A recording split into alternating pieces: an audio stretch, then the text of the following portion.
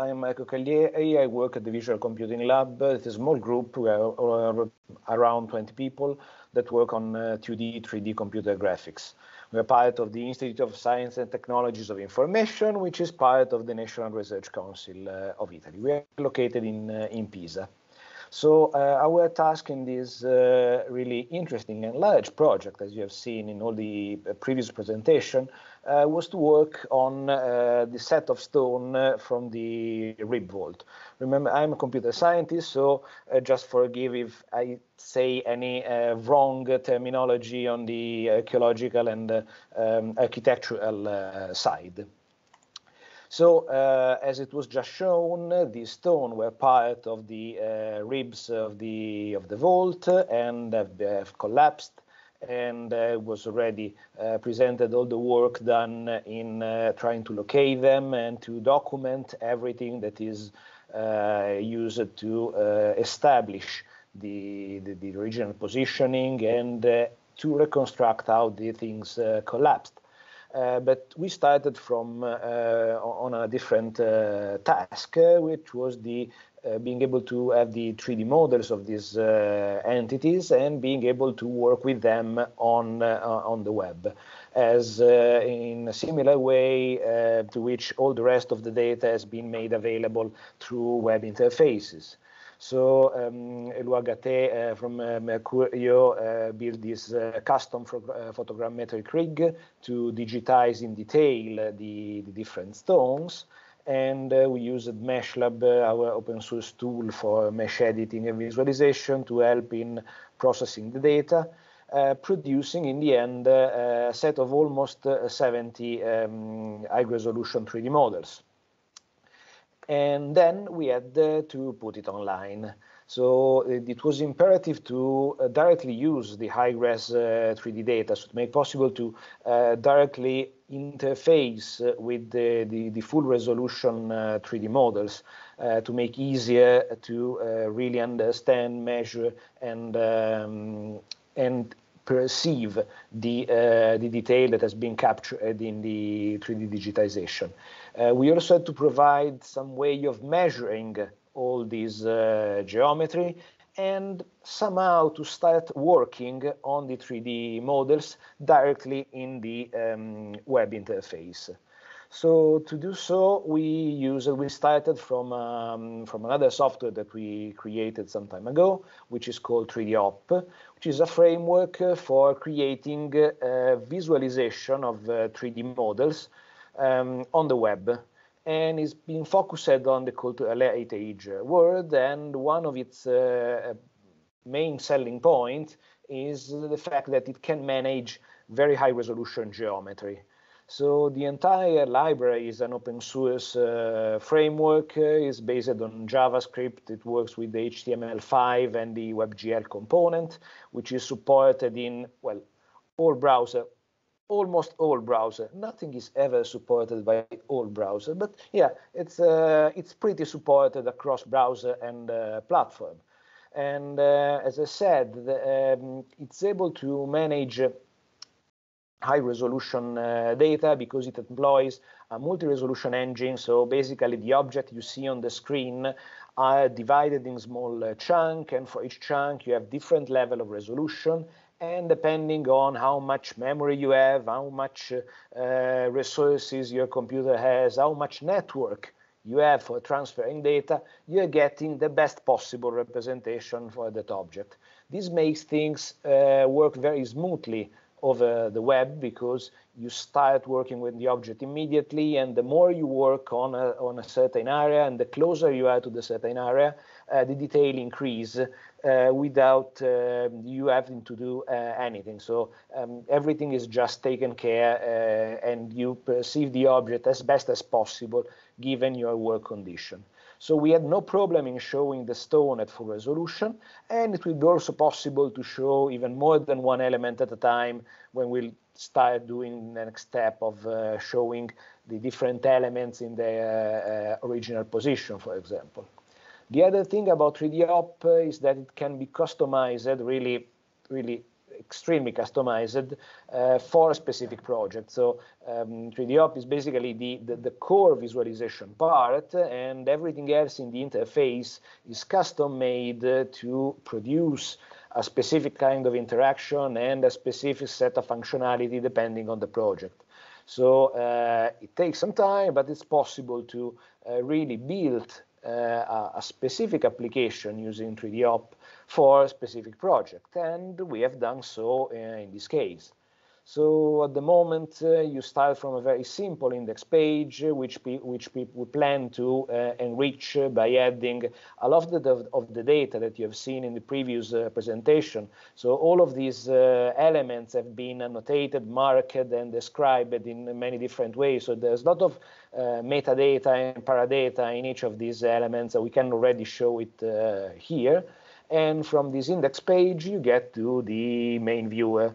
So this is basically a web app, so you access it through the web, and for each object you can work on different sites. So it's possible to explore the object completely and do some of the work that the experts wanted to be able to do on the 3D model.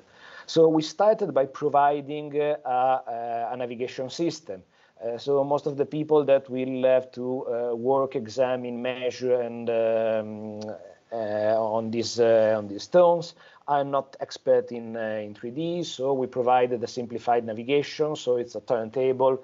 It's a 2-axis rotation plus zoom plus pen, which is pretty easy to use, especially on a web interface, but at the same time give you the possibility to reach every area of the object. And then to make things more similar to a in situ observation, we made possible to have multiple pose of the object. So an horizontal pose like it's currently stored in the deposit, but other pose for looking at the areas that are more relevant for the repositioning and for the technical work. We have a simple interface to directly go to one of the faces, and we provide at each moment a small icon that depicts the current orientation and the relevant faces. So it's easier at any time. It's very difficult to get lost because you know exactly which is your current position, how to reach the different faces, and what is the current pose of the object. And then we added the tool to help exploring and take home information about the object. So we have a real-time cut-through sectioning, so you can slice the object in different directions and to see the outline and the shape of all the parts of the object. It's possible to take linear measurement and angle measurement. You can use a reference metric grid to help in perceiving the size of the different parts of the object. We have a screenshot tool that you can use to save specific views and measurement to later use. And of course, it's possible to change the rendering style. You can go in perspective mode or orthographic mode. It's possible to change the direction of the light, so to simulate grazing light. That greatly helps in seeing the tool marks and the carvings of the object and all the detail that are in the geometry. It's possible to remove the texture, which sometimes helps in understanding how the object is preserved and which are the characteristics of the object, but sometimes it hides the geometric characteristics, which are easily seen with the naked geometry. Use transparency, change the shading style, even using some non-realistic shading that can, like this very high specular mode, that greatly enhance again the perception of the geometry. all of these functionality are combined with what is at the moment a very basic system for annotating the object. So you can add notes to the geometry in general, but you can also save views that are the viewpoint plus all the rendering state. So everything that I showed you in this past slide. So it's like a bookmark, and you can, for example, you see something peculiar that you want to remember, store, and share. You save this view. This view can be again saved. You can send it to a colleague. You can store it for later use. So it's a starting for the this idea of working online with the 3D models. And this is basically what we have at the moment. We have to, I still consider this work a work in progress. So we already reached many of the functionality that were requested at the beginning, but there's still a lot of space for improvement.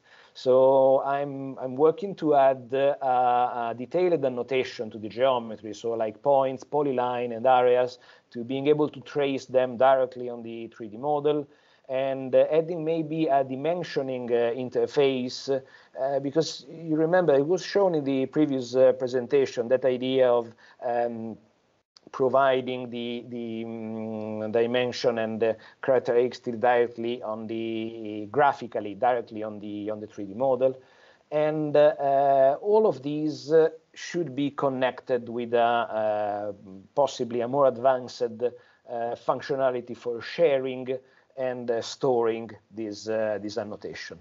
On the rendering side, the 3D model is shown in full detail, but we can still do more. So it could be possible to introduce some custom shading and filtering and false coloring to enhance the perception of the tool marks, of the carvings, and of the damage that happened when the piece fell from its place. So this is another side on which we can work in the future, and maybe also again similar to the previous part about annotation, being able to directly trace the carvings on the 3D surface could be a nice addition to the system.